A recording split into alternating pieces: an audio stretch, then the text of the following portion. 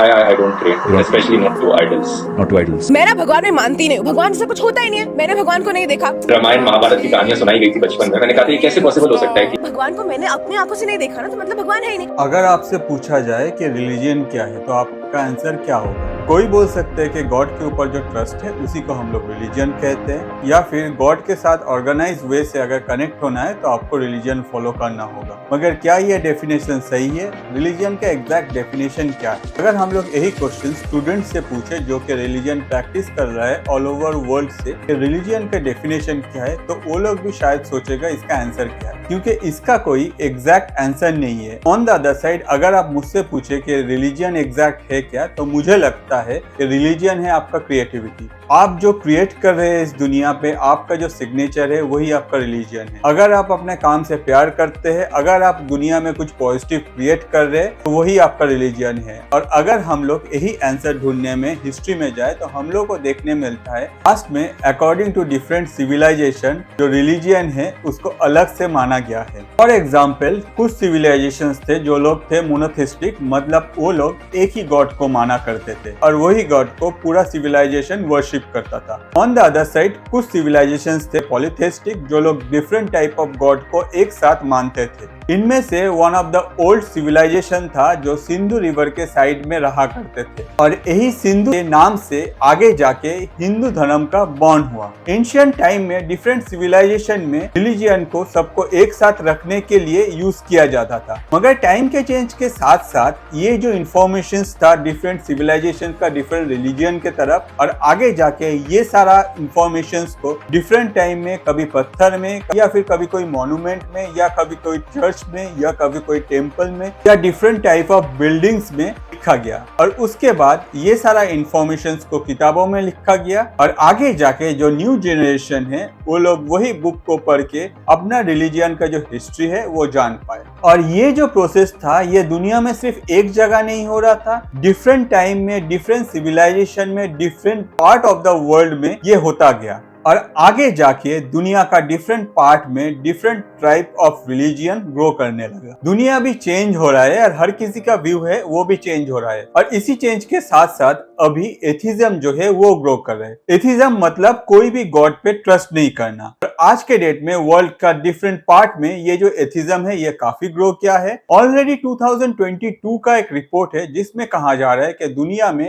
Round about 7% people जो है वो एथिज्म में ट्रस्ट करते हैं और वो लोगों का गॉड पे कोई ट्रस्ट नहीं है। आने वाले 10 साल में ये जो 7% है ये एक्सपेक्टेड 10% हिट कर जाएगा। ऑन द अदर साइड अगर हम लोग कंट्री वाइज ये एथिज्म को फॉलो करें तो सबसे आगे और सबसे ज्यादा जो एथिज्म हम लोग को देखने को मिलता है वो है चाइना में। मतलब चाइना का जो पीपल है वो ज्यादातर गॉड पे ट्रस्ट नहीं करते। चाइना में 2014 का नेशनल पोल के हिसाब से 64% चाइनीज जो है वो एथिस्ट है और उन लोगों का गॉड पे कोई भी ट्रस्ट नहीं है। 2023 में गलुप इंटरनेशनल ने एक सर्वे किया है जिससे पता चलता है कि स्वीडन में 43 से 85% इंसान जो है वो एथिस्ट है और वो लोग गॉड पे ट्रस्ट नहीं करते। इसके अलावा वियतनाम 81%, डेनमार्क 43 से 80%, नॉर्वे 31 से 72% और जापान में 64 से 65% जो पीपल है वो ऑलरेडी एथिस्ट है। मगर एथिज्म का ये जो ग्रोथ है ये सबसे ज्यादा जो है वो है यूएस में। 1944 में ये था 1%, 2014 में ये हो गया था 7% और अभी जाके ये हो गया 12%, जिसका मतलब है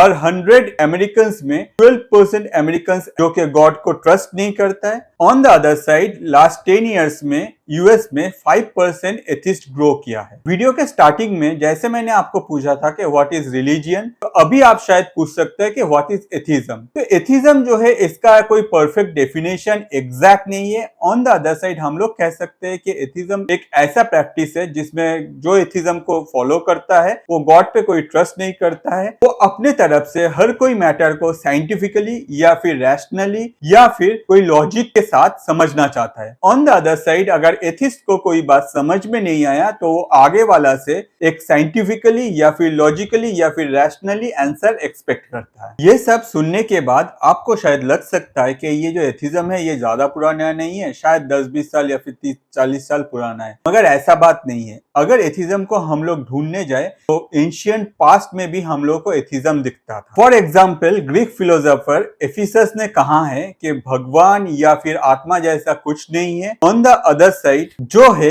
वो है एटम्स और फिजिकल वर्ल्ड। पास्ट में अगर हम लोग फॉलो करें तो उन लोगों का सोच था कि दुनिया में सिर्फ एटम है या फिर ये फिजिकल वर्ल्ड है। ऑन द अदर साइड कोई भी आत्मा या फिर कोई सुपरनेचुरल पावर दुनिया में एग्जिस्ट ही नहीं करता। हिस्ट्री में चेक करने से भी हम लोग को पता चलता है कि बहुत सारा थिंकर्स पास्ट में थे जो हर कोई बात को साइंटिफिकली चैलेंज करते थे और आगे जाके उसका साइंटिफिक एक्सप्लेनेशन ढूंढने का कोशिश करते थे। जैसे दुनिया में डिफरेंट प्लेसेस में different type of religion available है। ऑन द अदर साइड एक ही रिलीजन में डिफरेंट पार्ट में डिवाइडेड है। वैसे ही अगर हम लोग एथिज्म को फॉलो करें वो भी डिफरेंट पार्ट में डिवाइडेड है, जिसमें पहला जो पार्ट है वो है स्ट्रॉन्ग एथिज्म। स्ट्रॉन्ग एथिज्म को जो ट्रस्ट करता है वो आगे जाके गॉड पे कुछ भी ट्रस्ट नहीं करता और हर कोई क्वेश्चन हर कोई मैटर वो साइंटिफिकली या फिर रैशनली या फिर लॉजिकली समझने का कोशिश करता है। जो लोग ये स्ट्रॉन्ग एथिज्म फॉलो करते हैं वो लोग हमेशा साइंस को फॉलो करते हैं। ऑन द अदर साइड वो लोग हमेशा नया जो टेक्नोलॉजी है उसको भी फॉलो करते हैं। नेक्स्ट जो पार्ट है वो है वीक एथिज्म। इसमें इंसान गॉड पे ज्यादा ट्रस्ट नहीं करता है। ऑन द अदर साइड इंसान ज्यादा क्वेश्चन भी नहीं करता है। ज्यादातर इंसान जो ये वीक एथिज्म को फॉलो करते हैं वो लोग को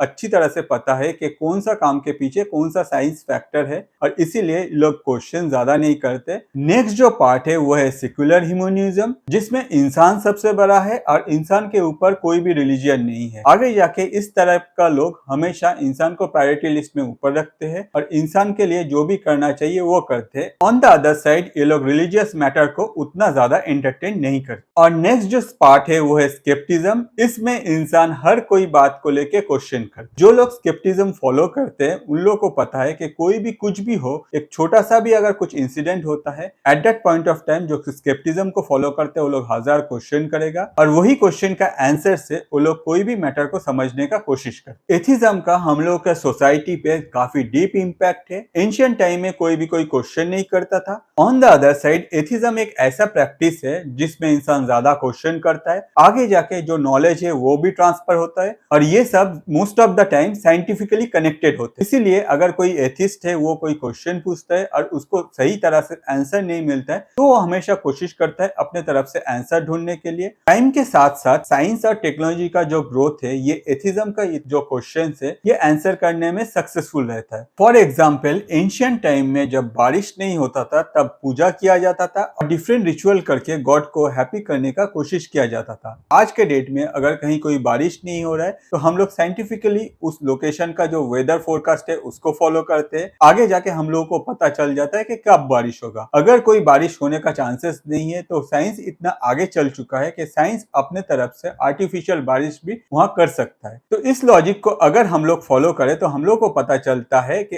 इनिशियली जो काम गॉड या फिर कोई सुपरनेचुरल पावर करता था अभी वो काम साइंस कर रहा है। तो इससे हम लोग का जो ट्रस्ट है वो साइंस और टेक्नोलॉजी पे ज्यादा धीरे धीरे बढ़ रहा है और यही ट्रस्ट का जो ग्रोथ है वो एथिज्म को भी बढ़ा रहा है। आज के डेट में साइंस और टेक्नोलॉजी का ग्रोथ के साथ साथ हर किसी के पास ज्यादातर डेटा का एक्सेस मिल जाता है। इसीलिए अगर आपको कोई भी रिलीजन के नाम पे कुछ गलत बोले तो आप वो डेटा क्रॉस चेक कर सकते हैं और आप उसको क्वेश्चन कर सकते हैं कि भाई आप ये क्यों बोल रहे हो, according to this data this is completely opposite जो आप कह रहे हो। इसके साथ साथ जो अंधविश्वास था या फिर रिलीजियसली बहुत कुछ क्लेम किया जा रहा था जो कि सही नहीं था वो धीरे धीरे घटना स्टार्ट किया है और आगे जाके टेक्नोलॉजी के ग्रोथ के साथ साथ इंसान नया क्वेश्चन करना और वही क्वेश्चन को लॉजिकली समझना स्टार्ट किया है और इसके वजह से ही जो एथिस्ट है वो दुनिया भर में ग्रो कर रहा है। हो सकता है कि आने वाले कुछ सालों में इंडिया में भी जो एथिस्ट है वो काफी ग्रो कर जाए। ऑन द अदर साइड इंसान जो है वो हर बात को लॉजिकली समझने का कोशिश कर रहा है और जो कोई भी इंसिडेंट का इंसान के पास आंसर नहीं है इंसान आगे जाके साइंस के ऊपर डिपेंड करके